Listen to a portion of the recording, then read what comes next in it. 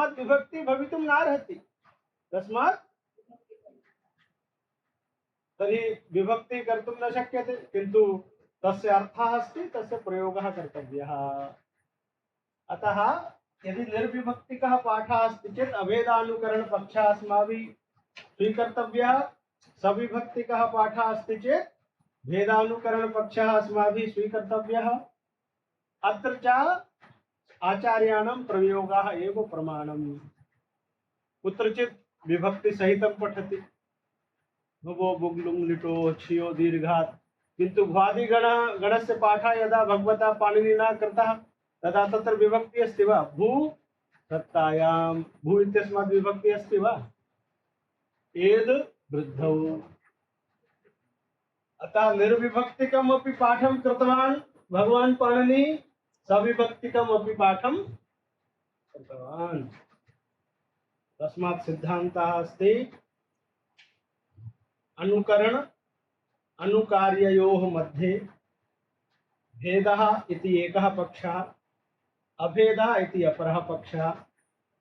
भेदपक्षे अनुकरणे अर्थवत्वं भवति, तस्य प्रातिपदिक संज्ञा भवति, तस्मात् विभक्ति भवति। अभेदपक्षे अर्थवत्वं नास्ति, अतः प्रातिपदिक संज्ञा न भवति, विभक्तिश्च भवति। अनुकरणम् इति परमपि भवति, अनिति परमपि भवति, तदुभयथा अपि अस्ति।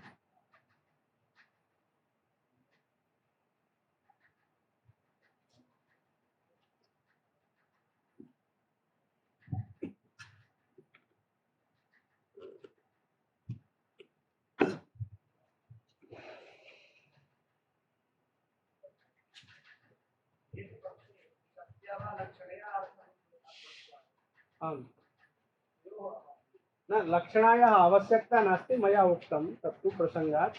यतोहि अर्थवत्वं नाम किं? वृत्तिमत्वं।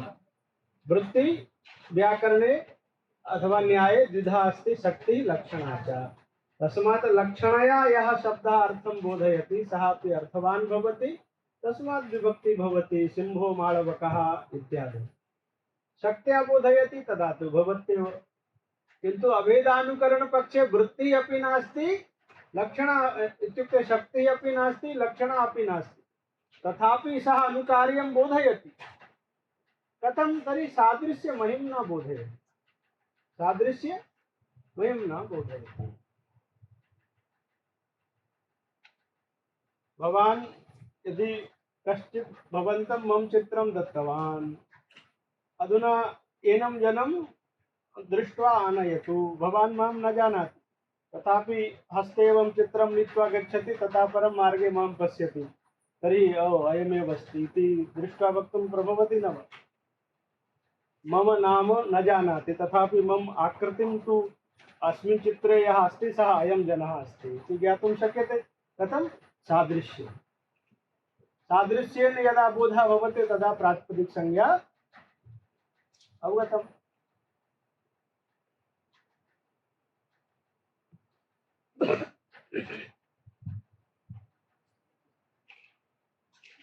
वाक्यकारं वररुचिं भाष्यकारं पतंजलिं पाणिनिं सूत्रकारं च प्रणतोऽस्मि मुनित्रयम्। नमः सर्वेभ्यः। अत्र समुपस्थितान्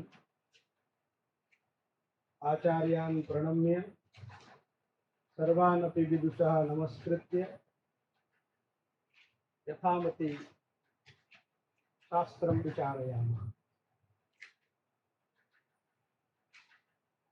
अयं कश्चित् विषयः अस्ति, इत्युक्ते अनुकरणविषये यः प्रश्नः कृतः। वर्णसमाम्नायं यदा भवन्तः पठिष्यन्ति आ इ उण् इत्यादि लघुशब्देन्दुशेखरे, तदा अयं प्रश्नः समायाति, अत्र विभक्तिः कुतो न? आ इ उ इत्यादौ विभक्तिः कुतो न? तदा एते विषयाः तत्र तत्र टीकादौ चिन्तिताः सन्ति। अर्थवत् इति सूत्रस्य प्रौढमनोरमायां मन्येऽहम् अयं विषयः नागतः, किन्तु लघुशब्देन्दुशेखरस्य प्रत्ययः इति सूत्रे अयं विषयः अस्ति। अपरिनिष्ठितस्य प्रयोगः न कर्तव्यः। अपरिनिष्ठितस्य परिनिष्ठितस्यैव प्रयोगः कर्तव्यः इति अस्ति। तत्रापि अयं विचारः अस्ति। तस्मात् यदि सम्प्रति ज्ञातं स्यात् चेत् वरम्, अन्यथा परमपि प्रत्ययः इति सूत्रस्य व्याख्याने लघुशब्देन्दुशेखरे अथवा आ इ उल् इति सूत्रस्य यद् व्याख्यानमस्ति तत्र अस्माभिः पठितुं शक्यते।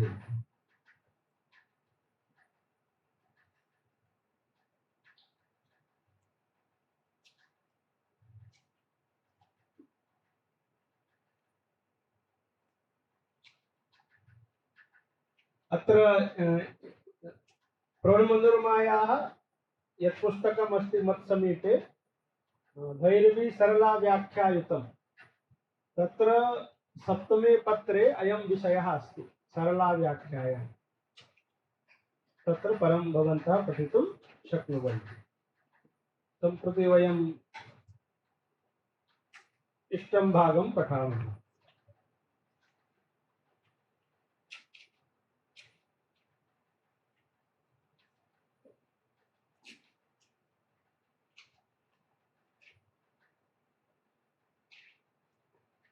तस्मात् उभ शब्दस्य सर्वनाम संज्ञायाः प्रयोजनं किम्? तर्हि ग्रन्थकारेण उक्तम् अकच सिद्धिः फलमस्ति। उभकौ इति प्रयोगः यथा स्यात् तदर्थम् अस्माभिः अवश्यम् उभ शब्दस्य सर्वनाम संज्ञा कर्तव्या। तदा केनचित् उक्तं यत् स्वार्थिकः क प्रत्ययः अस्ति, बालकः बालिका इत्यादौ क प्रत्ययः अस्ति न, अस्य कोऽपि अर्थः नास्ति, स्वार्थिकः क प्रत्ययः अस्ति।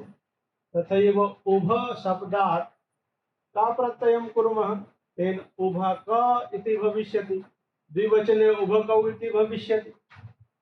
अतः उभकौ इति प्रयोगस्य सिद्धिः स्वार्थिकेन का प्रत्ययेनापि भवितुमर्हति न वा। का इति प्रत्ययः अस्ति, उभ शब्दात् का प्रत्ययं कुर्मः तर्हि किं भविष्यति? उभक। तस्मात् उभकौ उभकौ उभकाभ्याम् उभकाभ्याम् उभकाभ्याम् उभकयोः उभकयोः इत्यादि रूपाणां सिद्धिः भविष्यति। तर्हि उभकौ इति प्रयोगः अपि सिद्धः। अतः उभकौ इति प्रयोगस्य साधनाय अकच प्रत्ययस्य आवश्यकता नास्ति। स्वार्थिकेन का प्रत्ययेनापि अस्य प्रयोगस्य सिद्धिः भवितुम् अर्हति। तदा भट्टोजी दीक्षितैः उक्तम् एवं वक्तुं न शक्यते। कुतः? द्विवचन परत्वाभावे उभशब्दात् द्विवचन परत्वाभावे अयच् प्रत्ययः भवति। यथा उभयतः उभयत्र, उभशब्दात् यदा तसिल् भवति तदा उभतः इति प्रयोगः न भवति। यद्यपि उभ शब्दात् एव तसिल् प्रत्ययः आगतः अस्ति, किन्तु प्रयोगः उभतः इति न भवति, अपितु उभयतः इति भवति। अयं या अत्र कुतः आगतः? तर्हि अयच् प्रत्ययः द्विवचन परत्वाभावे उभशब्दात् द्विवचन परत्वाभावे अयच् भवति। ततश्च यदि उभ इत्यस्मात् का प्रत्ययं कुर्मः, उभ इत्यस्मात्, ततश्च यथा तसिलि सति अयच् भवति, तरलि सति तथैव का प्रत्यये सत्यपि अयच् स्यात्। ततश्च उभयकौ इति प्रयोगः स्यात्। उभकौ इति प्रयोगः न स्यात्। किन्तु अस्माकं कः प्रयोगः इष्टः अस्ति? उभकौ इति प्रयोगः इष्टः अस्ति। अतः अस्माभिः किं कर्तव्यं? सर्वनाम संज्ञां विधाय अकच प्रत्ययः कर्तव्यः। अधुना प्रश्नः भवति, अकच प्रत्ययः क्रियते चेत् अयच न भवति, का प्रत्ययः क्रियते चेत् अयच भविष्यति। अयं भेदः कुतः?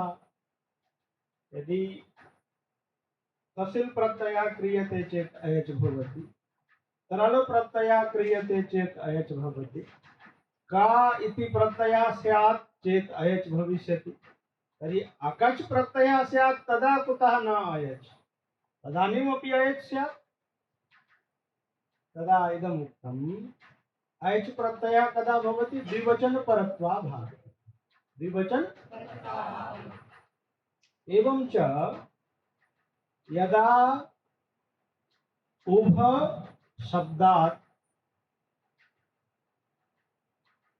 अकच प्रत्ययः क्रियते तदा सः अकच प्रत्ययः कस्मात् भवति? उभ शब्दात्। कुत्र भवति? तेः प्राक् भवति। तेः का प्रत्ययः कुत्र भवति? उभ शब्दात् परः भवति। उभ शब्दात् परः भवति। एवं च अकच प्रत्ययः मध्यपतितः अस्ति। अकच प्रत्ययः स्वार्थिकः का प्रत्ययस्तु मध्यपतितः नास्ति, उभ शब्दात् परः भवति। एवं च एकः नियमः अस्ति, तन्मध्यपतितः तद्ग्रहणेन क्रियते। तन्मध्ये या पतति तदा तस्य तद्ग्रहणेन ग्रहणं भवति। उभ शब्दस्य मध्ये यः पतितः अस्ति अकच, सः तद्ग्रहणेन उभग्रहणेन अकच विशिष्टस्यापि ग्रहणं भविष्यति। अर्थात् उभ उभक द्वयोः अपि उभ इत्यनेन ग्रहणं भविष्यति। द्वयोः अपि। किन्तु यदा का प्रत्ययः क्रियते, का प्रत्ययान्तः यः उभक इति भविष्यति, तस्य उभग्रहणेन ग्रहणम्। अर्थात् उभक इति उभ शब्दः नास्ति, किन्तु यत्र अकच प्रत्यये सति उभक इति निष्पन्नं, सः उभ शब्दः एव, तस्मात् भिन्नः। एवं च अकचि सति यः उभक इति शब्दः निष्पन्नः, तस्मात् यदा द्विवचन प्रत्ययः आगच्छति तदा उभ शब्दः द्विवचन परः अस्ति। तदा उभ शब्दः परः अस्ति, अतः तदानीम् अयच न भवति। किन्तु उभ इत्यस्मात् का प्रत्ययः, ततः परं यदि द्विवचनं कुर्मश्चेत् तदा उभ शब्दः द्विवचन परः नास्ति, मध्ये का प्रत्ययस्य व्यवधानं विद्यते, ततश्च अयच स्यात्। अकच क्रियते चेत् अयच न भविष्यति। कदा? कुतः? तदानीम् उभ शब्दः द्विवचन परः अस्ति। नावगच्छति? अकच प्रत्ययः क्रियते चेत् उभक इति भवति, तस्मात् द्विवचन प्रत्ययः आगतः। अत्र यः उभ शब्दः उभक शब्दः अस्ति, सः उभ शब्दः एव, सः उभ शब्दः एव। यदि मम अत्र हस्तद्वयम् अस्ति, इतोपि यदि हस्तद्वयम् इतोपि मम शरीरे प्रादुर्भवति चेत् नीरजम् आह्वय अथवा नीरजम् आनय इति उच्यते चेत् भवान् गतवान्, तत्र गत्वा दृष्टवान्, ह्यः तु अयं द्विहस्तः आसीत्, अद्य चतुर्हस्तः अस्ति, अयं तु नीरजः नास्ति इति गत्वा वदिष्यति वा? मां नीत्वा गमिष्यति, यतोहि मत्शरीरे सः हस्तः आगतः अस्ति, तस्मात् मद्ग्रहणेन द्विहस्तविशिष्टस्य अपि ग्रहणं भविष्यति, हस्तत्रयविशिष्टस्य हस्तचतुष्टयविशिष्टस्य वा ग्रहणं भविष्यति। किन्तु अस्य तु मद्ग्रहणेन ग्रहणं न भविष्यति। अहं गतवान् एतदपि स्वीकरोतु इति कोऽपि वदिष्यति वा? यतोहि इदं तु मत्शरीरे मध्ये पतितं नास्ति। अन्यत् यदि मत्शरीरे कश्चित् नूतनः अवयवः प्रादुर्भवति चेत् सः अवयवः अपि मया साकं गमिष्यति, किन्तु इदं न गमिष्यति। तथैव अकच् प्रत्ययः उभशब्दस्य मध्ये आगच्छति। त्वा प्रत्ययस्तु उभशब्दात् परः भवति। सः उभशब्दस्य अवयवः न भवति। स्वार्थिकस्य क्वा प्रत्ययस्य प्रकृतिः अस्ति उभशब्दः। अतः उभ इति पृथक् अस्ति, क्वा इति पृथक् अस्ति। किन्तु अकच् तु उभशब्दस्य मध्ये पतितः अस्ति, अतः सः तस्यैव अवयवः भवति। अतः उभ अयं तु उभशब्दः अस्त्येव। अकच् प्रत्यये सति निष्पन्नः यः उभक अस्ति सः अपि उभशब्दः एव। सः उभशब्दात् भिन्नः। तस्मात् यदा द्विवचन प्रत्ययः आगच्छति तदा अयम् उभक शब्दः द्विवचनपरः अस्ति, अतः अयच् न भवति। किन्तु का प्रत्ययं कुर्मश्चेत् अयच् अवश्यं भविष्यति। यथा उभय उभयता इत्यत्र भवति, उभयत्र इत्यत्र च भवति। अधुना यः भवतः नाम किमस्ति? विपिनः यः उक्तवान् केन सूत्रेण अयच् इति, सः विचारः अस्ति। अयच् विधायकं सूत्रं किम्? द्विवचनपरत्वाभावे उभशब्दात् अयच् प्रत्ययः केन सूत्रेण क्रियते? तथा सूत्रं स्मरसि? अयच् विधायकं सूत्रं वदति। अष्टाध्यायी केन भवतीभिः पठिता स्यात्।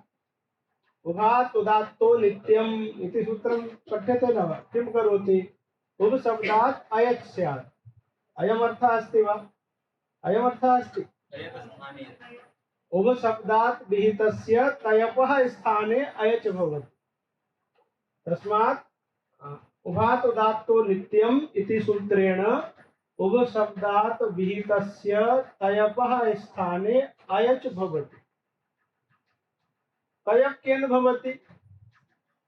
संख्यायाः अवयवे तयप्, तेन तयप् भवति।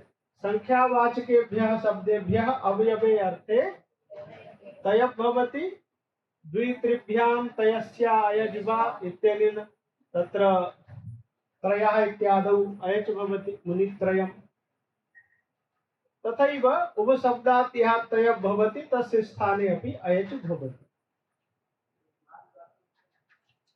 उभात् उदात्तो नित्यम् इति सूत्रेण यथा द्वित्रिभ्यां तयस्य अयज् वा, द्वित्रिभ्यां परस्य तयपः स्थाने विकल्पेन अयच् तेन सूत्रेण क्रियते। तत्र तु द्वित्रि इत्यनयोः एव पाठः अस्ति। ततः परं किं सूत्रमस्ति? उभात् उदात्तो उपशब्दात् परः यः तयप् अस्ति तस्य स्थाने नित्यम् अयच् भवति। तस्मात् अयच् प्रत्ययः नास्ति, वस्तुतः अयम् आदेशः अस्ति। स्थानिवत् भावेन तत्र प्रत्ययत्वम् आगच्छति इति भिन्ना कथा। अतः आदौ तयप् भवेत्, ततः परमेव अयचः संभावना अस्ति न वा? तयप् प्रत्ययः कस्मिन् अर्थे भवति? संख्यायाः अवयवे तयप्। तर्हि भवद्भिः उक्तम् उभयतः उभयत्र इत्यादौ इव अयच् स्यात्। उभयतः इत्यत्र केन सूत्रेण अयच् प्रत्ययः? एवं व्याकरणे किमपि सूत्रं नास्ति यत् साक्षात् उभशब्दात् स्वार्थे अयच् प्रत्ययस्य विधानं करोति। तयपः स्थाने अयच् भवति, किन्तु सः तयप् कस्मिन् अर्थे भवति? अवयवार्थे भवति। उभयतः इत्यत्र उभौ अवयवौ इत्यर्थः विवक्षितः नास्ति। मुनित्रयम् इत्यत्र त्रयः अवयवः यस्य समुदायस्य तत्त्रयं मुनीनां त्रयम् इति मुनित्रयम्। तर्हि अवयवार्थे तय भवति तस्य स्थाने अयच भवति उभयतः उभयत्र इत्यादौ तु अवयवार्थस्य प्रतीतिः अपेक्षिता एव नास्ति अत्र अयचः कोऽपि अर्थः तर्हि अत्र कथम् अयच अत्र तय प्रत्ययस्य प्रसक्तिरेव नास्ति तय प्रत्ययस्य यथा उभयः मणिः उभयः तस्य अर्थः अस्ति उभौ अवयवौ यस्य उभयः मणिः उभये देवमनुष्याः तर्हि उभयः मणिः इत्यत्र उभौ अवयवौ यस्य इत्यर्थः विवक्षितः अस्ति अतः तत्र उभ शब्दात् तय भवति तस्य स्थाने अयच भवति किन्तु उभयतः उभयत्र उभयतः इत्यस्य का अर्थः अस्ति उभय उभय पक्षतः अथवा पंचमी विभक्तौ उभाभ्याम इत्यर्थः उभयत्र इत्यस्य का अर्थः उभयोः तर्हि अत्र तय प्रत्ययस्य यः अर्थः अस्ति तस्य प्रतीतिः जायमाना अस्ति वा तर्हि अत्र भट्टोजी दीक्षितैः यद् उदाहरणं दत्तम् उभयतः उभयत्र इत्यादौ इव अयच प्रसंगात् तर्हि वयं पृच्छामः आचार्यं भट्टोजी दीक्षितं केन अत्र अयच प्राप्तः अस्ति भगवता पाणिनिना यत् सूत्रं कृतं तेन तु अयच प्राप्तः नास्ति कुतः तेन सूत्रेण तु आदौ अवयवार्थे तय भवति तस्य स्थाने अयच भवति अत्र तु अवयवार्थस्य प्रतीतिः अपेक्षिता नास्ति तर्हि तय न भविष्यति तर्हि अयच अपि न भविष्यति तर्हि उभयतः इति प्रयोगः भवद्भिः कथं कृतः तदा एवमस्ति यत् उभात् उदात्तो नित्यम् इति सूत्रस्य योग विभागः क्रियते उभात् उदात्तः इति एकः योगः नित्यम् इति अपरः योगः योग विभागे च नित्यम् इत्येव ग्रहणं तत्र प्रमाणम् अस्ति महाविभाषायाः अधिकारः अस्ति सर्वेपि तद्धित् प्रत्ययाः वैकल्पिकाः सन्ति तस्मात् विकल्पः अवश्यं भविष्यति तर्हि नित्यग्रहणं व्यर्थं व्यर्थीभूय योग विभागार्थं तत् भवति तस्मात् उभात् उदात्तो नित्यम् इति सूत्रस्य अवश्यम् अस्माभिः योग विभागः स्वीकर्तव्यः इत्युक्ते भाष्यकृतिः स्वीकृता अस्ति अतः वयमपि तत् स्वीकुर्मः तेन सूत्रद्वयम् उभात् उदात्तः इति एकं सूत्रं नित्यम् इति अपरं सूत्रम्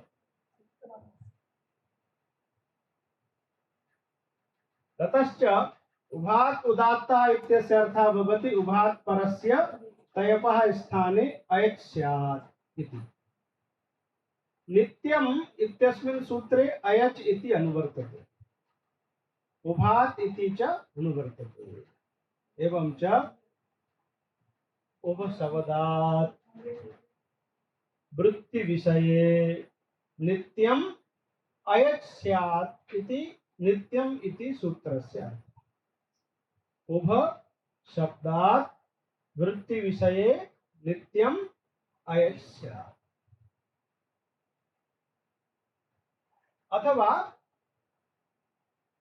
द्विवचन परत्वाभावे उभ शब्दात् अयच् स्यात् कः अर्थः एवमेव सिद्धान्तः स्वीकृतः अस्ति द्विवचन परत्वाभावे उभ शब्दात् अयच् स्यात् तर्हि उभयतः उभयत्र एतेषु प्रयोगेषु उभ शब्दात् परः द्विवचन प्रत्ययः अस्ति वा उभ शब्दात् परः कः प्रत्ययः अस्ति तसिल् अतः उभ तसिल् इति यदा भवति तदा अयच् आगच्छति उभयतः तथैव उभयत्र अस्य अयचः कोऽपि अर्थः नास्ति शब्द साधुत्व संपादने एव अयम् अयच् भवति अत्यंत स्वार्थिकः अयम् अयच् प्रत्ययः अस्ति अस्य कोऽपि अर्थः, अतः अर्थः न भिद्यते तेन, रूपस्य परिवर्तनं भवति। एवं च योग विभक्तेन नित्यम् इति सूत्रेण द्विवचन परत्वाभावे उभ शब्दात् अयच प्रत्ययस्य विधानं क्रियते। ततश्च यदि उभ शब्दात् का प्रत्ययं कुर्मः तर्हि नित्यम् इति सूत्रेण अयच स्यात्।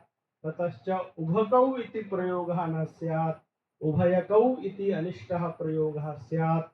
स च प्रयोगः इष्टः, अतः अकच प्रत्ययस्य विधानं क्रियते। तेन उभक औ इति स्थितिः भवति। अकच प्रत्यय विशिष्टः यः उभक इति शब्दः अस्ति सः उभ शब्दः एव, तन्मध्ये पतितं न्यायात्। तेन उभकौ इति प्रयोगः सिद्ध्यते। तदेव अधुना ग्रन्थकारः लिखति।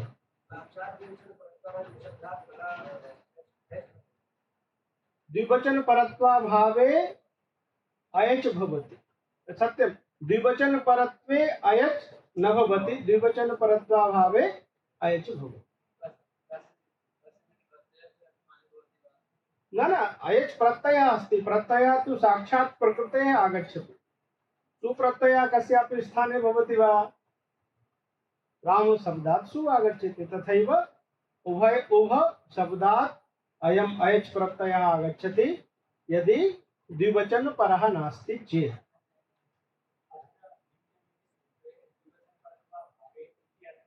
इत्युक्ते तस्य व्याख्यानम् अस्माभिः कर्तव्यमस्ति। भाष्यकृद्भिः तत्र एकं वार्तिकं कृतं।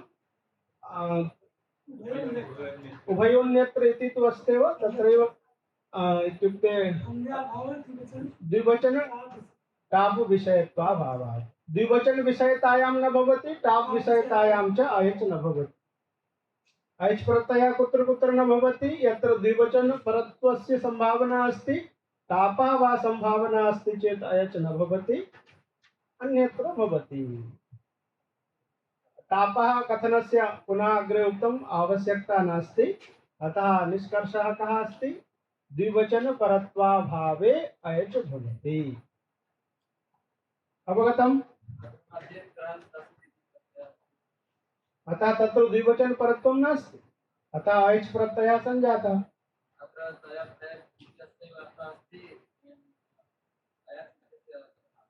उभयतः इत्यत्र यः अयच श्रूयते तस्य कोऽपि अर्थः नास्ति। तस्य तु भविष्यत्येव। अधुना ग्रन्थं पठामः।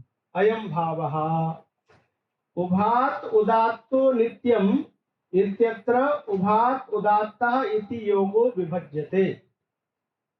अस्य योगस्य कः अर्थः? अवयववृत्तेः संख्यावाचिनः उभ शब्दात् अवयविनी अर्थे अयच स्यात्। उभयः मणिः, उभयः मणिः इत्यस्य अर्थः का? उभौ अवयवौ यस्य। उभय शब्दस्य तु एकवचने बहुवचने वा प्रयोगः भवति, तदग्रे वदिष्यति। ततो नित्यं, ततो नित्यम् इति योगः क्रियते। तस्य कः अर्थः? उभ शब्दात् वृत्ति विषये नित्यम् अयच स्यात्। स्वार्थे अयम् अयच कस्मिंश्चिदपि अर्थे न भवति। नित्यम् इत्यस्य अर्थः अस्ति उभ शब्दात् नित्यम् अयच स्यात्। कुत्र? तर्हि तद्धित् सूत्रमस्ति, अतः वृत्ति विषये। कस्मिन् अर्थे? तर्हि अर्थस्य निर्देशः नास्ति, अतः स्वार्थे। एवं च उभ शब्दात् वृत्ति विषये स्वार्थे नित्यम् अयच स्यात् इति द्वितीयस्य सूत्रस्य अर्थः अस्ति। अस्य सूत्रस्य पर्यवसानम् अस्ति यत् द्विवचन परत्वाभावे। नित्यम् इति सूत्रेण द्विवचन परत्वाभावे उभ शब्दात् स्वार्थे अयच प्रत्ययः विधीयते।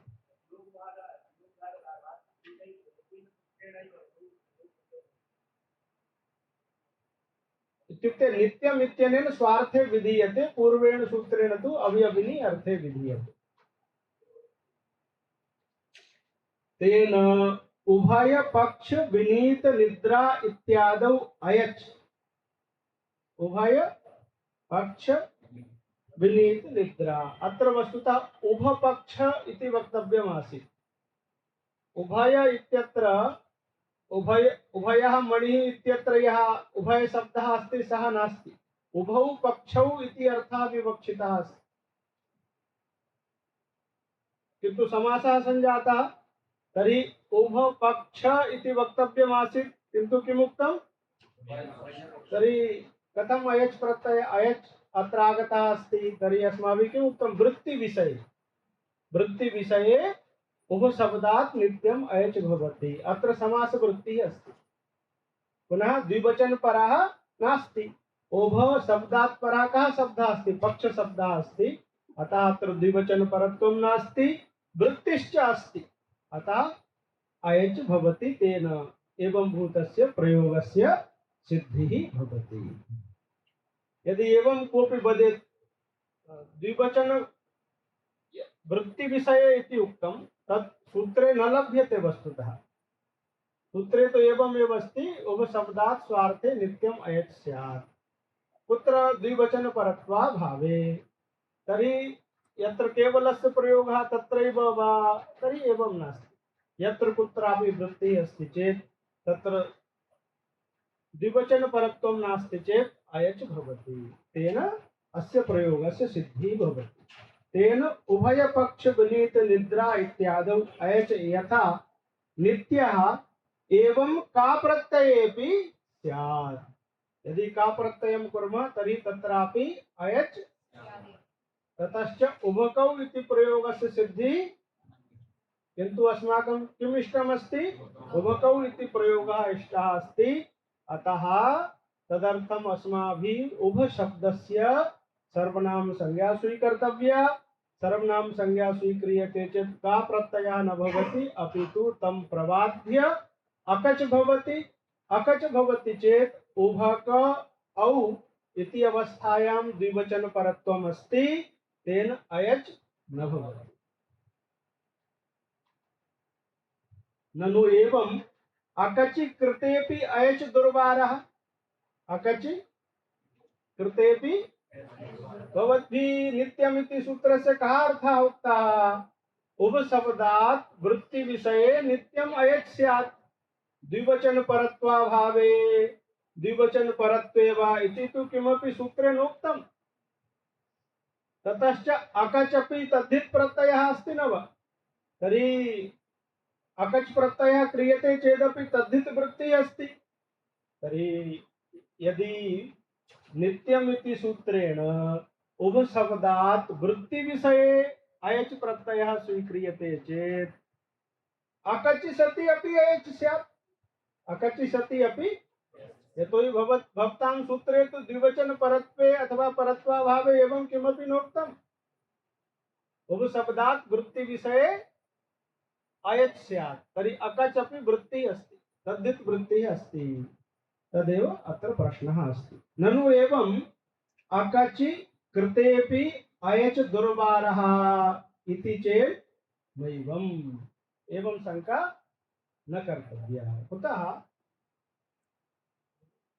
योग विभागस्य इष्ट सिद्ध्यर्थत्वात्, योग विभागस्य इष्ट सिद्ध्यर्थतया उभौ साभ्यासस्य इति निर्देशेन च यत्र द्विवचनं न श्रूयते तत्रैव अयम् इति व्याख्यानः।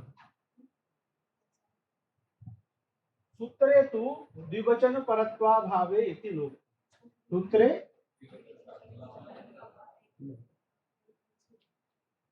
तर्हि सूत्रस्य अर्थः कः? उभशब्दात् वृत्ति विषये नित्यं कति वृत्तयः सन्ति? काः काः? एक शेष वृत्ति अस्ति न वा? तर्हि उभौ साभ्यासस्य, उभौ अत्र एक शेष वृत्ति अस्ति, तर्हि वृत्ति विषये नित्यं, तर्हि उभौ साभ्यासस्य इति निर्देशः अनुपपन्नः स्यात्। अत्रापि अयच् स्यात् न वा? उभौ साभ्यासस्य इत्यस्मिन् सूत्रे उभौ इति द्विवचनान्तस्य पदस्य प्रयोगः अस्ति। द्विवचनम् अस्ति चेत् एकशेषः अस्त्येव। ततश्च उभौ इत्यत्रापि अयच् स्यात् नित्यमिति सूत्रेण। तर्हि भगवता पाणिनिना अत्र अयच रहितस्य प्रयोगः कुतः कृतः? स एव प्रयोगः अयमेव निर्देशः बोधयति यत् नित्यम् इति सूत्रेण यः अयच भवति सः द्विवचन परत्वाभावे भवति। तर्हि उभौ इत्यत्र द्विवचन परत्वम् अस्ति, अतः न भविष्यति। उभयतः उभयत्र इत्यत्र च द्विवचन परत्वाभावः अस्ति, अतः तत्र भविष्यति। योग विभागः इष्ट सिद्ध्यर्थः भवति। योग विभागः अनिष्टापादनाय योग विभागः न क्रियते। अयं विषयः योग विभागस्य इष्ट सिद्ध्यर्थत्वात् इति विषयः कुत्र पठितः? सिद्धान्त कौमुद्यां कुत्र? इत्युक्ते सिद्धान्त कौमुद्या मूले आगतः वा? सिद्धान्त कौमुद्या प्रसिद्ध स्थलम् अस्ति योग विभागस्य इष्ट सिद्ध्यर्थत्वात् सः सुपा इत्यस्मिन् सूत्रे। सः सुपा इति योगः विभज्यते न?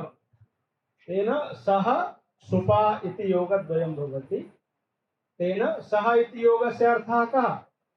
समर्थं समर्थि सुबन्तं समर्थेन सह समस्यते। तेन तिगन्तेनापि समासः भवति। तिगन्तेनापि। तर्हि रामः गच्छति अत्रापि समासः भवति। रामः इति सुबन्तम् अस्ति, गच्छति इति तिगन्तम् अस्ति, सः इति सूत्रेण समासः प्राप्तः अस्ति, किन्तु अस्माभिः क्रियते वा? तर्हि तत्र का पङ्क्तिः अस्ति? योग विभागस्य इष्टसिद्ध्यर्थत्वात् कतिपय तिगंतोत्तर पदोयम समासः स च छन्दस्य। अतः सः इति योगेन लोके कदापि अस्माभिः समासः कुतः? योग विभागः कुतः कृतः? वैदिक प्रयोगाणां साधनाय एव योग विभागः अस्माभिः तत्र स्वीकृतः अस्ति। लौकिकस्य कस्यापि प्रयोगस्य अनुपपत्तिः नास्ति। अनुव्यचलत् पर्यभूषयत् इत्यादीनां वैदिक प्रयोगाणां साधनाय सा योग विभागः तत्र अस्माभिः स्वीकृतः। अतः तेन वैदिकेषु एव प्रयोगेषु समासः भवति, लौकिकेषु प्रयोगेषु समासः न भवति। इदमेव इदं कथम् आगतं? तर्हि द्वितीयं सूत्रम् इदमेव बोधयति। अन्यथा सुपा इति योगस्य का आवश्यकता अस्ति? प्रथमस्य योगस्य अर्थः कः? सुबन्तं समर्थेन सह समस्यते।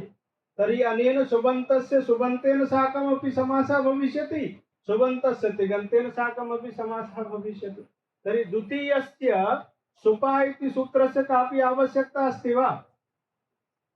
तर्हि तद् द्वितीयं सूत्रं व्यर्थीभूय बोधयति प्रथमेन सूत्रेण सर्वत्र कार्यम् इष्टेषु एव स्थलेषु कार्यं क्रियते।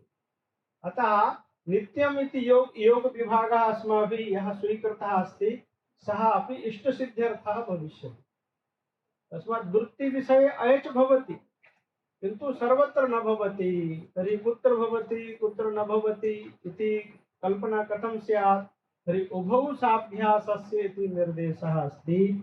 तं निर्देशं स्वीकृत्य वयं कल्पयामः द्विवचन परत्वाभावे उभशब्दात् वृत्ति विषये अयच् भविष्यति, द्विवचन परत्वे तु न भविष्यति। अतः अकचि कृते अयच् न भवति। कुतः? तत्र द्विवचन परत्वं लभ्यते। का प्रत्यये कृते तु स्यात्। अतः अत्र उभशब्दात् का प्रत्यये सति उभकौ इति इष्टस्य प्रयोगस्य सिद्धिः भवितुं नार्हति। तस्मात् अस्माभिः अवश्यम् अकच् प्रत्ययः अत्र कर्तव्यः। योग विभागस्य इष्टसिद्ध्यर्थतया उभौ साभ्यासस्य इति निर्देशेन च यत्र द्विवचनं न श्रूयते तत्रैव अयम् इति व्याख्यानात्। तथा च वार्तिकं भाष्यकृद्वि सर्वादीनि सर्वनामानि इति सूत्रं यदि भवद्भिः भाष्ये पठितं स्यात् तत्र अयं प्रसंगः अस्ति अथोभस्य सर्वनामत्वे कोऽर्थः तर्हि भाष्यकृतभिः अपि अकच् सिद्ध्यर्थः एव उपशब्दस्य पाठः अस्ति तत्र भाष्यकारेण उक्तं तथा च वार्तिकम् अन्याभावो द्विवचन टाप् विषयत्वात् तेन इत्युक्ते वृत्ति विषये यदा वयम् अयच् स्वीकुर्मः वृत्ति तदा उभय पक्ष विनीत निद्रा इत्यत्र अयच् सिद्ध्यति इत्यत्र अयच् अत्र वृत्ति अस्ति न वा समास वृत्ति अस्ति यदि एवमेव वदामः उपशब्दात् द्विवचन परत्वाभावे अथवा द्विवचन परत्वाभावे अयच् भवति तर्हि केवलस्य प्रयोगे स्यात् एवं संभावना अस्ति अतः वृत्ति विषये इति उक्तम् कश्चित् एवं वक्तुं शक्नोति यत् नित्यम् इति सूत्रं तद्धित प्रकरणस्य अस्ति अतः तद्धित विषये इति यदि कल्पना क्रियते चेत् उभयतः उभयत्र इत्यादौ तु भविष्यति तत्र तद्धित वृत्तिः अस्ति किन्तु उभय पक्ष विनीत निद्रा इत्यत्र तद्धित वृत्ति अतः सामान्येन कल्पना कृता सर्वासु अपि वृत्तिषु उपशब्दात् नित्यम् अयच् स्यात् तेन समासे स्थले अपि सिद्ध्यति तद्धित स्थले अपि सिद्ध्यति अन्यत्रापि भवति अवगतम्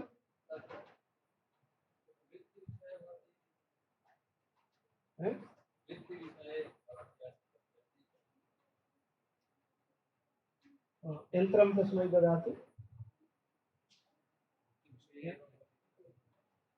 कुतः यतोहि अयम् इदं सूत्रं तद्धित प्रकरणस्य अस्ति अतः सामान्येन अर्थः कः उपशब्दात् नित्यम् अयच् स्यात् तद्धिताधिकारः अस्ति अधिकारः अस्ति अतः तद्धित विषयतायाम् एवं वक्तुं कश्चित् शक्नोति तेन उभय पक्ष विनीत निद्रा इति प्रयोगस्य सिद्धिः न स्यात् अतः सामान्य पक्षम् आश्रित्य अर्थवर्णनं कृतम् वृत्ति विषयः यः कोऽपि भवति इत्येव आग्रहः अस्ति अयम् अयच् प्रत्ययः वृत्ति विषये कुत्रापि न भवति वृत्ति विषये एव भवति उपशब्दात् वृत्ति विषये अयच् भवति तर्हि अत्र उभय पक्ष विनीत निद्रा इत्यादि अत्र कथं न भवति अत्र तत् समास वृत्तिः अस्ति अतः अत्र अयच् भवति केवलं तद्धित वृत्तौ एव भवति यदि तद्धित वृत्तौ एव इति वदामः तर्हि उभय पक्ष विनीत निद्रा इत्यत्र अयच् न स्यात् अत्र तद्धित वृत्ति अपि तु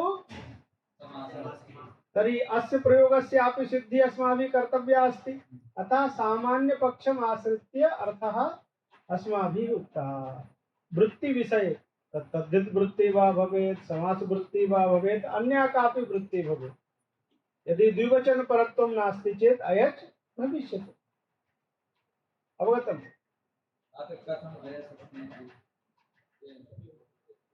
उभ प्रयोगः कः अस्ति उभ पक्ष विनीत निद्रा समासे सति एवं जातं तर्हि वृत्ति अस्ति न वा तर्हि अयच् प्रत्ययः आगतः तेन उभय पक्ष विनीत निद्रा इति जातम्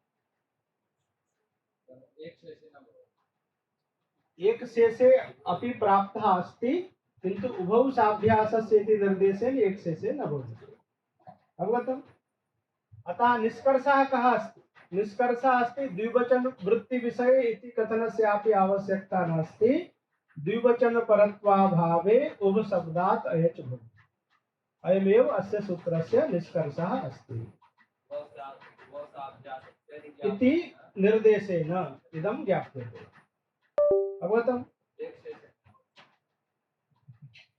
भवान् एक शेषे अथवा तद्धिते अथवा समासे इति अभी न त्यजतु द्विवचन परत्वाभावे उपशब्दात् सर्वत्र अयच् भवति द्विवचन एक शेषे यदि द्विवचन परत्वाभावः अस्ति चेत् करोतु क्लेशः नास्ति समासे द्विवचन परत्वाभावः अस्ति चेत् करोतु तद्धिते द्विवचन परत्वाभावः अस्ति चेत् करोतु सर्वत्र संसारे उपशब्दात् भवान् अयच् प्रत्ययं करोतु किंतु द्विवचन परः न स्यात् इत्येव भवद्भिः अधुना चिन्तनीयम् अस्ति। अतः न उभौ इत्यत्र तु द्विवचन परत्वम् अस्ति, अतः अत्र न भविष्यति। द्विवचन परत्वं नास्ति चेत् भवन्तः सर्वत्र कुर्वन्तु, क्लेशः नास्ति। अवगतम्?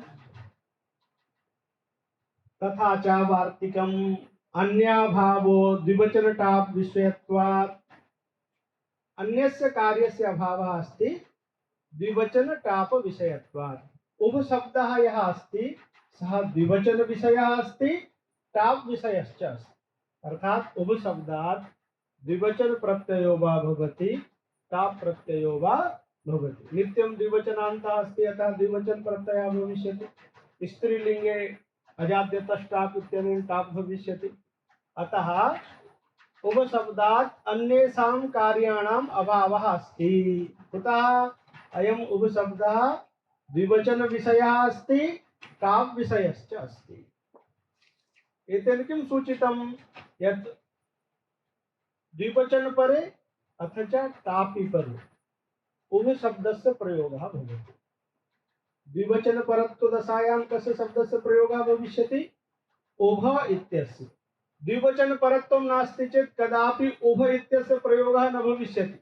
उभयः अथवा उभये। द्विवचन परत्वम् अस्ति चेत् उभ इत्यस्य एव प्रयोगः। अतः उभ इति पदस्य प्रयोगः कदा संभवति? द्विवचन परत्व दशायां। टापा इत्यपि भाष्यकृद्भिः अग्रे प्रत्याख्यातम्। अतः उभ शब्दः द्विवचन विषयः अस्ति। उभ शब्दः, अतः द्विवचन परत्व दशायां तु उभ इत्येव भविष्यति। एतेन किं सूचितं? यत् द्विवचन परत्व दशायाम् अयच न भवति। द्विवचन परत्व दशायाम् अयच न। अन्याभावो द्विवचन टाप् विषयत्वात् इति। अकचिः सति, अकचिः तन्मध्ये पतितस्तद्ग्रहणेन गृह्यते इति न्यायेन उभ शब्दस्य द्विवचन विषयत्वं न विहन्यते। यदा अकच प्रत्ययं कुर्मः तदा उभक इति भवति। तस्मात् यदा द्विवचन प्रत्ययः आगच्छति तदा अयम् उभ शब्दः द्विवचन परः अस्ति इति अस्माभिः वक्तुं शक्यते। कुतः? अयं यः उभक इति शब्दः अस्ति सः उभ शब्दः एव। सः कुतः? अस्माकं कश्चन नियमः अस्ति, लोकसिद्धः नियमः अस्ति, तन्मध्ये पतितः तद्ग्रहणेन गृह्यते। अकचिः सति तन्मध्ये पतितः तद्ग्रहणेन गृह्यते इति न्यायेन उभ शब्दस्य द्विवचन विषयत्वं न विहन्यते। का प्रत्यये तु विहन्येतैव। यदि का प्रत्ययं कुर्मश्चेत् द्विवचन परत्वं तदानीं न लभ्यते। मध्ये का इत्यस्य व्यवधानं स्यात्। ततश्च अयचः प्रसंगः अस्ति। तदुक्तं वार्तिकृता इति शेषः। तदुक्तं मूले तदुक्तं वार्तिकृता उभयोन्यत्र। तदुक्तं उभयोन्यत्र। केन उक्तम् इति तत्र लिखितं नास्ति, अतः भट्टोजी दीक्षिताः लिखन्ति वार्तिककृता इति शेषः। उभयोन्यत्र इति वार्तिककाराणां वार्तिकम् अस्ति।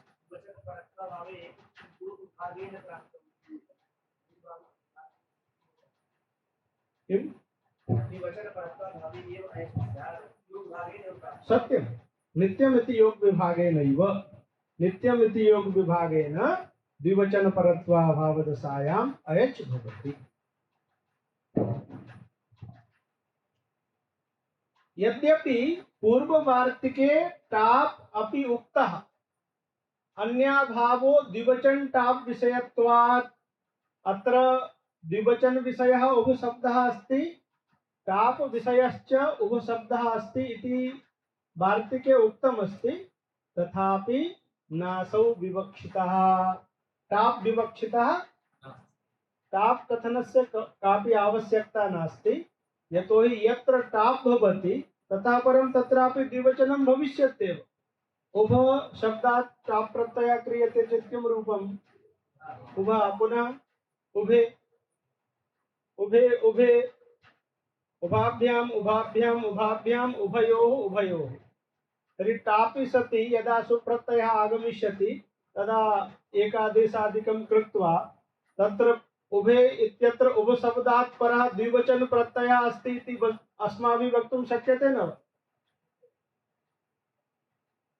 उभशब्दात् टाप् प्रत्ययः कृतः, केवलस्य टावन्तस्य प्रयोगः तु कर्तुं न शक्यते। तर्हि द्विवचने किं रूपम्? उभे। तर्हि अत्र उभशब्दात् द्विवचन प्रत्ययः परः अस्ति इति वक्तुं शक्यते न? अतः टापः पृथक् कथनस्य आवश्यकता। यत्र टाप् भवति तत्रापि द्विवचन परत्वं लभ्यते। तस्मात् उभशब्दः द्विवचन विषयः इत्येव वक्तव्यम्। टाप् विषयः इति कथनस्य कापि आवश्यकता नास्ति। कथं तत्सर्वं वदति। यद्यपि पूर्ववार्तिके टाप् अपि उक्तः तथापि नासौ विवक्षितः। अधुना तु टाप् विषयत्वमपि द्विवचन परत्वे एव बोध्यम्। टाप् विषयत्वमपि द्विवचन परत्वे एव भवति। टाप् भविष्यति तथा परं द्विवचन प्रत्ययः अवश्यम् आगमिष्यति इति कैयटादिभिः व्याख्यातत्वात् इत्याशयेन आह द्विवचन परत्वाभावे। मूले किम् उक्तमस्ति? उभयोन्यत्र अन्यत्र इत्यस्य अर्थः कृतः द्विवचन परत्वाभावे इत्येव उक्तम्। यतोहि टाप् यत्र अस्ति तत्रापि द्विवचन परत्वं लभ्यते। अतः यत्र टाप् प्रत्यये सति द्विवचन प्रत्ययः आगमिष्यति तत्रापि द्विवचन परत्वं सम्पाद्य अयचः वारणं कर्तुं शक्यते। यत्र उभे अस्ति उभ शब्दात् टाप् प्रत्ययः। अधुना कश्चित् वदिष्यति यत् अत्र अयचः प्रसङ्गः अस्ति, यतोहि द्विवचन परत्वं नास्ति। अत्र तु उभ शब्दात् कः प्रत्ययः परः अस्ति? तर्हि उभयतः उभयत्र इत्यादौ एव अयच् स्यात्। अतएव भाष्यकारेण उक्तमस्ति अन्याभावो द्विवचन टाप् विषयः। अर्थात् द्विवचने परे अयच् न भवति, टापि परे अयच् न भवति। द्विवचनस्य उदाहरणं किम्? उभौ। टापः उदाहरणं किम्? उभे इति वदिष्यामः। तर्हि अत्रापि द्विवचन परत्वं सम्पाद्य अयचः वारणं कर्तुं शक्यते। कथम्? उभ इत्यस्मात् टाप् प्रत्ययं कुर्वन्तु। उभ आ सवर्ण दीर्घः तथा परम् औ प्रत्ययः। उभः औ तथा परम् औङ्गः आपः इत्यनेन सी आदेशः। सब आद्गुणः। उभे इति जातं न? अत्र अन्तादिवच्च अन्तादि इत्यनेन परादिवद्भावेन एकादेशे एकारे द्विवचनम् आनीतम्। तर्हि उभे इत्यत्र एकारः किमस्ति? द्विवचनम् अस्ति। उभ इति भकारान्तः एकदेश विकृतन्यायेन उभ शब्दः अस्ति। अतः अत्र उभ शब्दात् परः द्विवचन प्रत्ययः अस्ति न वा? ततश्च द्विवचन परत्वस्य सत्त्वेनैव अयचः वारणं भविष्यति।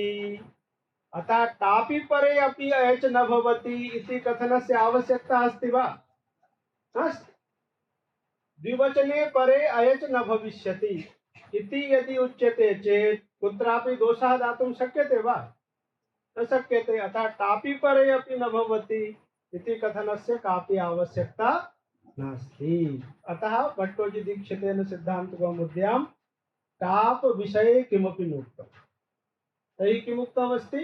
द्विवचन परत्वाभावे उभयोन्यत्र। अत्र अन्यत्र शब्दस्य कः प्रयोगः?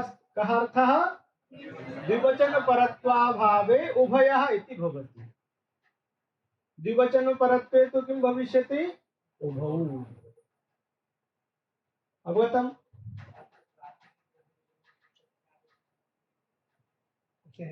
सत्यं तर्हि तेनापि किम् आगतं तेनापि इदमेव आगतं यत् उभ इत्यनेन उभ इत्यस्यापि ग्रहणं भविष्यति लिंग प्रत्यय बोधक विशिष्टस्य उभा इत्यस्यापि ग्रहणं भविष्यति अतः तावन्तः यः उभ इति शब्दः निष्पन्नः सः अपि उभ शब्दः एव सः अपि तेन यथा उभ इत्यनेन अकच विशिष्टस्य उभक इत्यस्य ग्रहणं भवति तथैव टाप विशिष्टस्य उभा इत्यस्यापि ग्रहणं भविष्यति अतः टापि परत्वे अयच न भवति इति कथनस्य कापि आवश्यकता नास्ति यतोहि यत्र टाप अस्ति तत्रापि उभ शब्दात् परः द्विवचनम् अस्ति इति अस्माभिः प्रतिपादयितुं शक्यते। रमा शब्दात् सुप्रत्ययः आगतः रमा रमा इत्यस्य तु प्रातिपदिक संज्ञा नास्ति तर्हि कथम् आगतः प्रातिपदिकात् स्वादयः भवन्ति तर्हि आवन्तम् अङ्गीकृत्य सुप्रत्ययः आगतः रमा इति तु ज्ञातं नास्ति आवन्तम् अङ्गीकृत्य स्वादयः भवन्ति इति भवद्भिः उच्यते। ज्ञाप प्रातिपदिकात् इति सूत्रस्य सिद्धान्त कौमुद्यां भट्टोजी दीक्षितः किं लिखन्ति ज्ञावन्तात् तद्धितोत्पत्तिर्यथा स्यात् ज्ञाभ्यां प्राङ् इति लिखितमस्ति न इत्युक्ते रमा इत्यस्मात् स्वादयः यथा स्युः तदर्थं ज्ञाप प्रातिपदिकात् इत्यस्मिन् सूत्रे ज्ञाप ग्रहणस्य कापि आवश्यकता प्रातिपदिकात् इत्येव सूत्रं भवतु किं सूत्रं भवतु तर्हि कः अर्थः भविष्यति प्रातिपदिकात् स्वादयः स्युः अस्तु रमा इत्यस्य प्रातिपदिक संज्ञा अस्ति तस्मात् स्वादयः भविष्यन्ति रमा इत्यस्य प्रातिपदिक संज्ञा अस्ति वा रमा इत्यस्य प्रातिपदिक संज्ञा अस्ति अथवा नास्ति तद् वदतु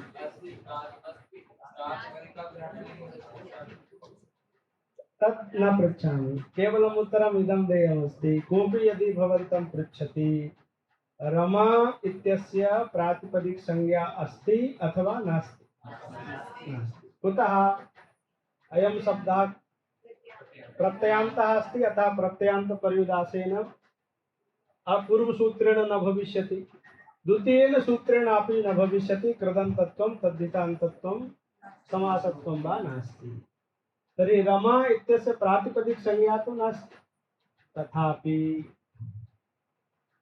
रम इति तु प्रातिपदिकम् आसीत् न वा रम इति अदन्तं प्रातिपदिकम् अस्ति तस्मात् अजाद्यतष्टाप् इत्यनेन टाप् प्रत्ययः भवति अनुबन्धलोपः रम आ ततः परं सवर्णदीर्घः रम अधुना अन्तादिवच्च इति सूत्रमस्ति किं सूत्रमस्ति कः अर्थः उक्तः अस्माभिः एकादेशस्य यः तद्घटितः यः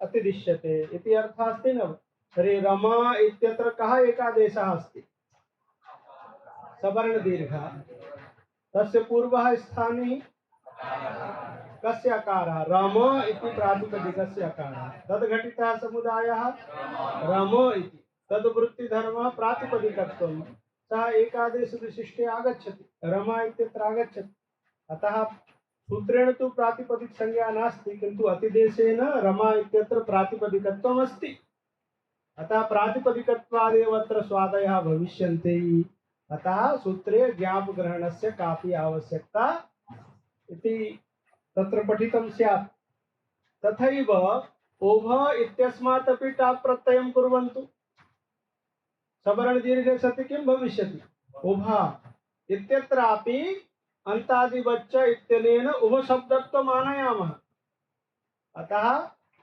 उभ इति शब्दः तु उभशब्दः अस्त्येव तावन्तः उभा अपि उभशब्दः एव तत्रापि उभशब्दत्वं विद्यते अतिदेशेन उभक इत्यत्रापि उभशब्दत्वम् अस्ति। कुतः?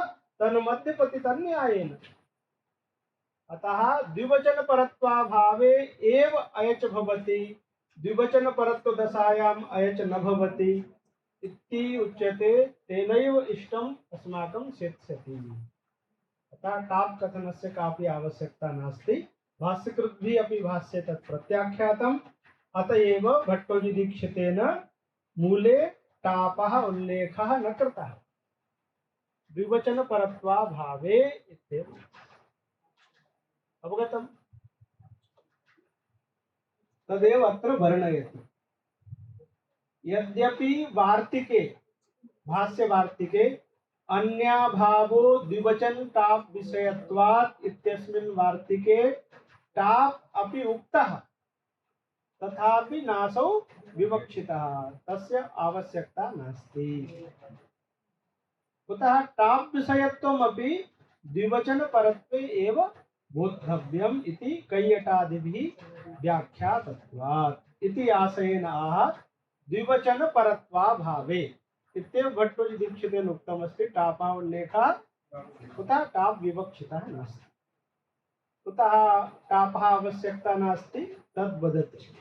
टाप् एकादेशस्यापि, टाप्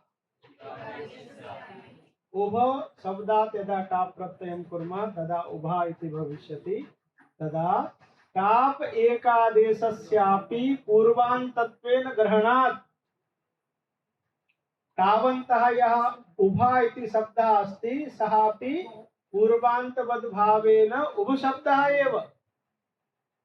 सः अपि यथा रमा इत्यस्य प्रातिपदिक संज्ञा नास्ति तथापि तत् प्रातिपदिकमेव। कथं? तर्हि तत्र अतिदेशेन प्रातिपदिकत्वम् अस्माभिः अतिदिश्यते। अतिदेशः अस्ति न वा? तिप् प्रत्ययः नास्ति तथापि तत्र प्रत्ययत्वम् अतिदिश्यते। टाप् एकादेशस्यापि, टाप् पूर्वान्तत्वेन ग्रहणात् द्विवचन परत्वम् अस्ति इति भावः। उभा औ, अत्र उभ शब्दात् एव परात् द्विवचन प्रत्ययः अस्ति। कथम्? अयं तु उभ शब्दः नास्ति, उभा शब्दः अस्ति। तर्हि उभा शब्दः अपि उभ शब्दः एव अतिदेशे। यद्यपि उभौ इत्यादौ द्विवचन परत्वं दुरुपपादम्। अयं विषयः अस्माभिः पूर्वमपि पठितः अस्ति। कश्चित् अधुना शङ्कां करोति, उभौ इत्यत्र द्विवचन परत्वं नास्ति, अत्रापि द्विवचन परत्वाभावः अस्ति। कथम्? उभ औ वृद्धिरेचि उभौ। अधुना तु अयं यः औ प्रकृते दृश्यते सः द्विवचन संज्ञकः अस्ति वा? तस्य तु यतोहि द्विवचन संज्ञा तु स्वादौ पठितस्य औ इत्यस्य अस्ति। उभ औ इत्यत्र वृद्धिरेचि इति सूत्रेण वृद्धिं विधाय यः उभौ इत्यत्र औकारः श्रूयते सः द्विवचन संज्ञकः नास्ति। अयं तु पूर्वस्य अकारस्य परस्य औकारस्य स्थाने जायमानः कश्चित् एकः आदेशः अस्ति। तर्हि उभ औ इत्यत्र द्विवचन प्रत्ययः परः नास्ति, तर्हि अत्रापि अयच् स्यात्।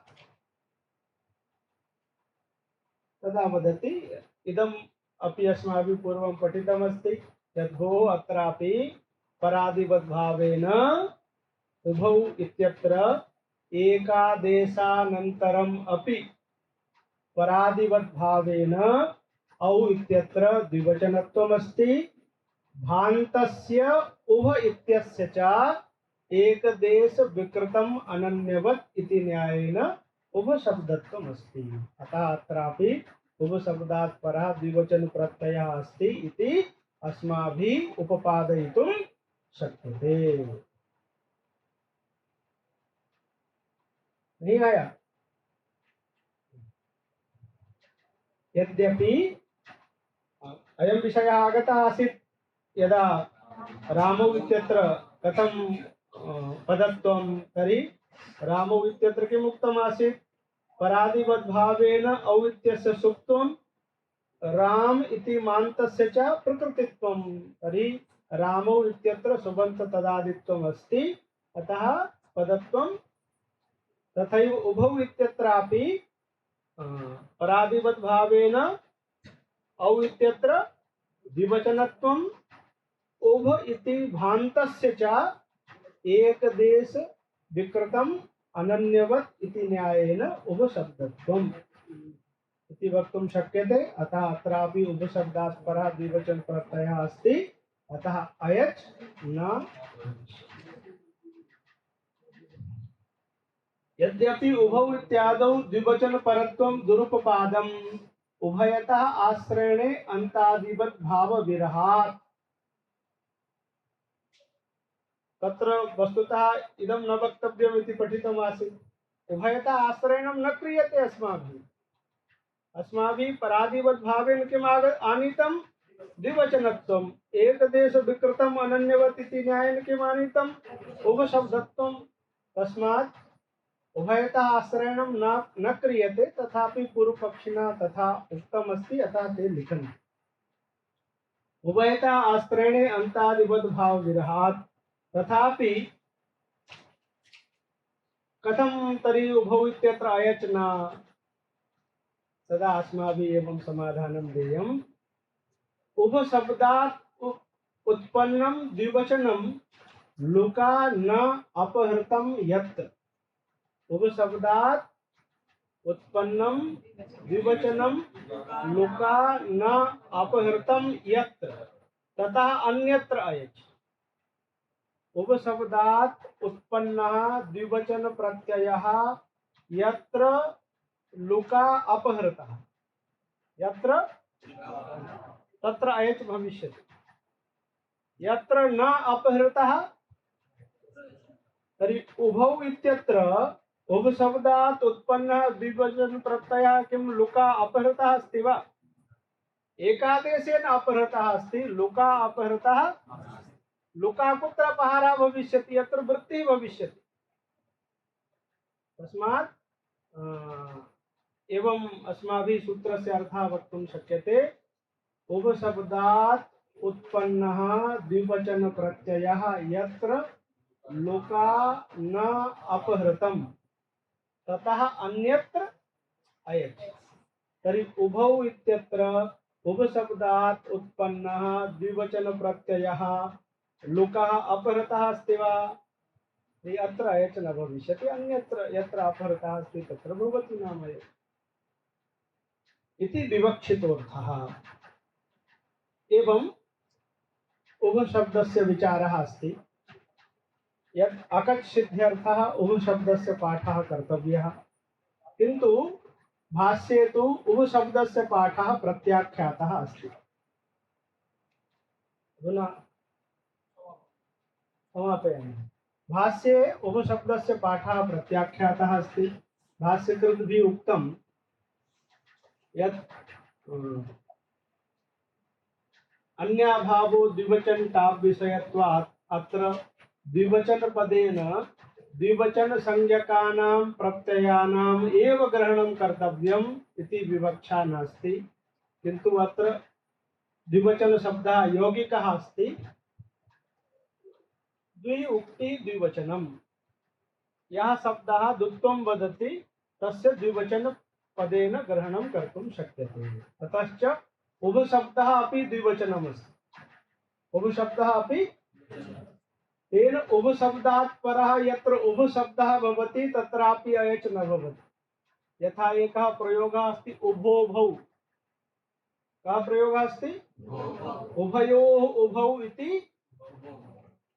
तर्हि अत्र तु प्रथमात् उभ शब्दात् परः द्विवचन प्रत्ययः अस्ति वा? नास्ति चेत् अयच् स्यात्। तर्हि उभयोभौ इति प्रयोगः स्यात्। कः प्रयोगः इष्टः अस्ति? उभोभौ इति प्रयोगः इष्टः। अतः अस्य प्रयोगस्य साधनाय अस्माभिः इदम् उक्तं यत् द्वित्वं वदति तद् द्विवचनम्।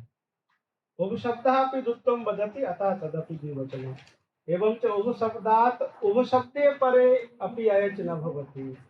तथैव उभ शब्दात् यदा वयं का प्रत्ययं कुर्मः स्वार्थिकं तर्हि सः कः प्रत्ययः कस्य अर्थं वदिष्यति? उभशब्दस्य अर्थं वदिष्यति। उभशब्दस्य अर्थः कः द्वित्वम्। तर्हि स्वार्थिकः कः प्रत्ययः अपि द्विवचनमस्ति। स्वार्थिका, अतः स्वार्थिके का प्रत्यये परे अपि अयच न भविष्यति। अतः स्वार्थिके का प्रत्यये कृते सत्यपि उभकौ इति इष्टस्य रूपस्य सिद्धिः भवितुमर्हति। अतः तदर्थमपि उभशब्दस्य सर्वनाम संज्ञायाः कापि आवश्यकता नास्ति। तस्मात् भाष्यकृद्भिः प्रत्याख्यातम्। यद्यपि भाष्ये का प्रत्ययस्यापि स्वार्थिकत्वेन उपशब्दात् परस्य द्विवचनम् अस्ति इति आश्रित्य उपशब्दपाठः प्रत्याख्याता, तथापि तत् प्रौढिवादमात्रम्, किञ्चित् क्लिष्टमस्ति। अतः वयं तु स्वीकुर्मः इति भट्टोजिदीक्षितेन उक्तं। सम्प्रति एतावदेव पठित्वा वयम् अत्रैव विरमामः। नमः सर्वेभ्यः। अधुना विशिष्टं व्याख्यानं।